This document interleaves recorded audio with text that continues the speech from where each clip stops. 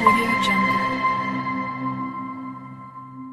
معاك آلة الزمن ايه الحاجة او الغلطة اللي تحب تمحيها من حياتك؟ الغلطة اللي أحب أمحيها من حياتي إن أنا نزلت يوم 28 يناير.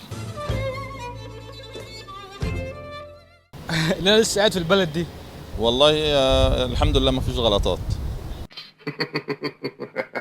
يمكن كنت خدت فرصة أكتر في التعليم بس. وجودي في مصر. ان وثقت في ناس ما يستاهلوش الثقه دي. إن أنا اتجوزت. والله انا عايز اقول لحضرتك حاجه.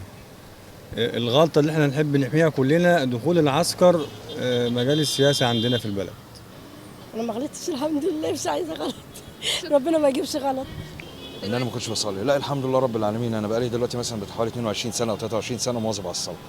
تمام. لو رجعت الزمن من وانا عندي مثلا 3 سنين او 4 سنين لازم كنت اركع لله سبحانه وتعالى. والله انا هو اتكلم على الشغل بتاعي بس. الغلطة بتاعتك تحبي تمحيها؟ الغلطه بتاعتي انا عاوز اعيش الحياه والحاجات الحلوه دي، اعيش الحياه والحاجات الحلوه. جاوب على ام السؤال، جاوب على ام السؤال. إن الواحد ما كانش اتولد. عايز ليه حياة والواحد يقول الحمد لله. Audio Jungle.